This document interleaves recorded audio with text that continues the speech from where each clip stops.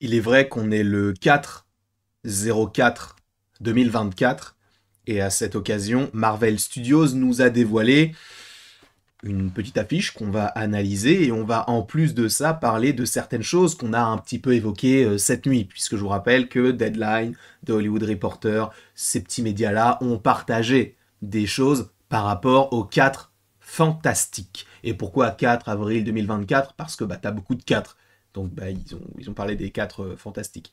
En tout cas, je suis très content de te retrouver aujourd'hui. Sachez qu'il va y avoir en soi possiblement des spoilers, mais en même temps, en fait, ce n'est pas en lien avec des rumeurs, mais en lien avec des choses qui ont été annoncées par des gros médias ou Marvel Studios. Donc peut-être que tu veux savoir tout ce que Marvel a déclaré.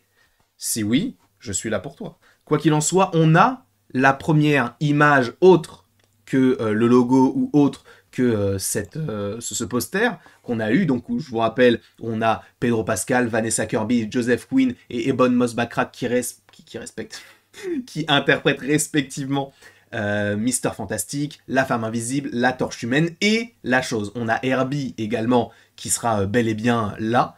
Et on apprend notamment que ce film devrait se dérouler supposément dans les années 60. Et ça va m'intéresser beaucoup parce que c'est pas logique. D'accord? Vous allez comprendre. Attends, je te donne l'eau à la bouche là. Attends. Parce que oui, donc on a eu un deuxième petit poster qui a donc été dévoilé aujourd'hui. Celui-ci, donc avec la torche humaine, donc Happy 4 Day, donc où on a donc le 4, les 4 fantastiques, la torche humaine, c'est bien sympa, on garde le même logo, l'esthétique, le côté un peu rustique, un petit peu vieillot, mais on est en 63.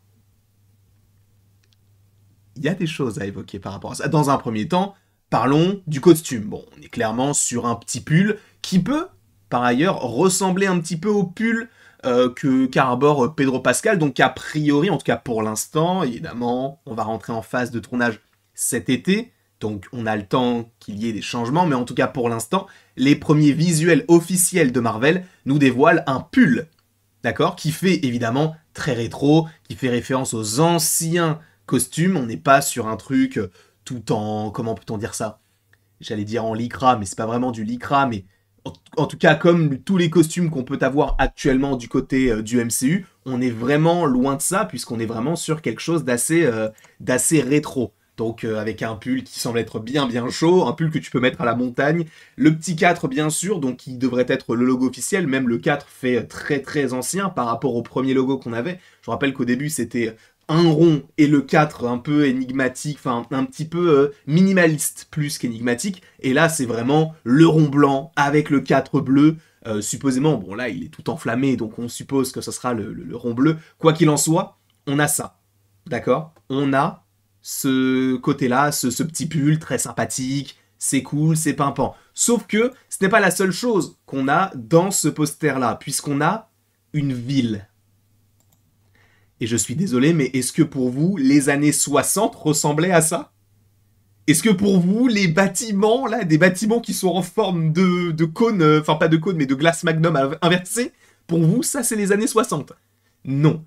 Pourquoi? Eh bien, tout simplement, alors pour moi, certaines personnes vont dire que ça confirme rien, mais en même temps, un petit peu, ça confirme certaines rumeurs qui disaient que, a priori, le film devrait se dérouler dans un autre univers. Parce que je suis désolé, mais à aucun moment on a un aspect futuriste de New York tel que celui-ci dans les années 60.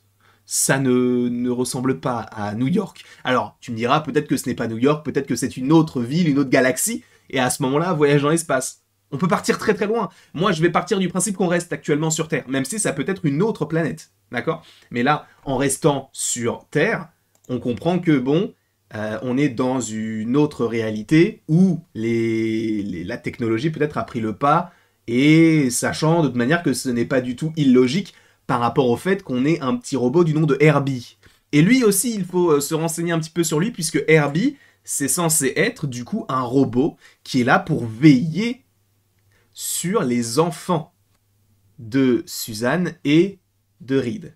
Sachez qu'a priori, oui, il y aura bel et bien les enfants, ou en tout cas au moins un, il y aura bel et bien, selon Daniel RPK, Franklin Richards qui devrait apparaître. Ça a été d'abord relayé par Can We Get Some Toast et ensuite repartagé par Daniel RPK qui confirme que oui, il y aura bel et bien un enfant. Et ça, c'est sympa. C'est sympa parce que du coup, ça montre que les 4 Fantastiques en fait existent déjà. Alors là, je sais qu'il y a des gens qui vont être un petit peu, qui vont s'indigner et je peux le comprendre encore une fois, on n'est pas sur une origin story. Le dernier film origin story que nous ayons eu, en vérité, il y a les Éternels et Shang-Chi, en vrai. Et ça fonctionnait plutôt bien. Mais c'est vrai que c'est compliqué aujourd'hui de faire une origin story avec tous les super-héros qu'on a déjà eus, sachant que ce film-là se passe dans une époque un petit peu lointaine, donc les années 60. Là, on est sur un autre univers. Il y a beaucoup de rumeurs qui parlent également du fait que, dans ce film-là, on aurait une incursion.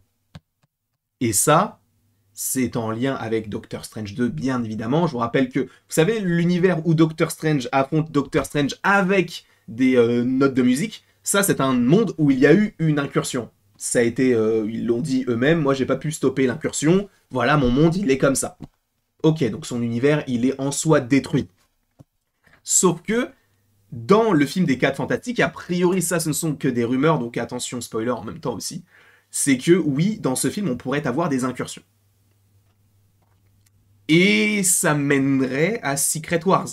Et le fait qu'il y ait des incursions, ça va également dans le sens de on n'est pas dans notre univers. Ça, ce ne sont pas les années 60, ce n'est pas la Terre que nous connaissons. Si ce n'est pas la Terre que nous connaissons, c'est que c'est une autre Terre ou peut-être une autre planète, mais si on reste sur un aspect multiversel, c'est une autre planète, enfin une autre Terre, pardon.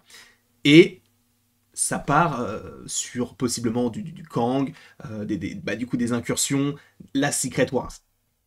Je pense, ok. Et encore une fois, c'est une bonne idée à mon sens de développer cet aspect-là des 4 Fantastiques, en tout cas de faire en sorte que ce film se déroule dans un autre univers, parce que si tu ne t'attaches qu'à notre univers 616, qui est nommé comme ça dans le MCU, eh bien, ça va causer problème si jamais tu dois choisir entre un ou deux univers. Il y aura moins d'enjeux pour nous, spectateurs, si tous les films se passent dans le même univers, bah si t'as un autre univers qui arrive, on se dira, bah, oui, bah on s'en fout. On tue eux, là. Je trouve ça un peu... Enfin, on verra. Mais bon, on verra. Donc, pour le coup, les 4 Fantastiques, on le sait, c'est dans un autre univers. Enfin, selon les rumeurs. Sachant, vous avez sûrement entendu la nouvelle, Julia Garner, elle, va jouer donc Chalabal, donc une surfeuse d'argent, d'accord? Je ne vois pas en quoi ça poserait problème, puisque, et même si ça pose problème, quel problème y a-t-il à ça? Puisque ce personnage même existe dans les comics. Donc bon, sachant que, qui dit surfeur d'argent, dit Galactus. Et ça a été confirmé par celui qui a écrit l'article pour...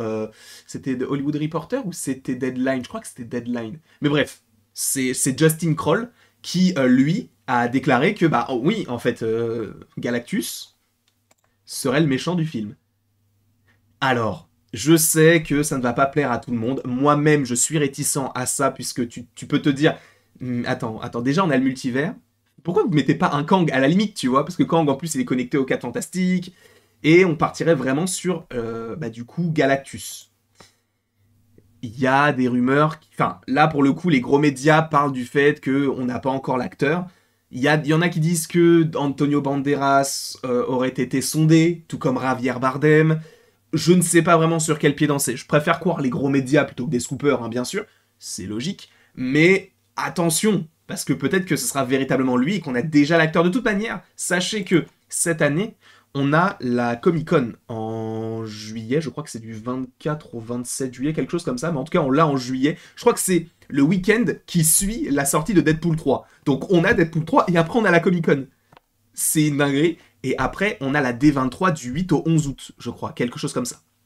Forcément qu'il y aura des annonces à l'une ou l'autre de ces dates. Et là, ça va partir très loin. Parce qu'on va avoir des confirmations. Et notamment sur les 4 Fantastiques. En tout cas, je ne sais pas ce que vous en avez pensé de tout ça. N'hésitez pas à me le dire dans les commentaires. N'hésitez pas non plus à aimer, partager, commenter et vous abonner si ce n'est pas déjà le cas. Et après tout ceci, il ne me reste plus qu'à vous dire à la prochaine pour la prochaine. Et encore une fois, merci de la musique dans la peau. Merci beaucoup à vous. Et on s'arrête là, tout simplement.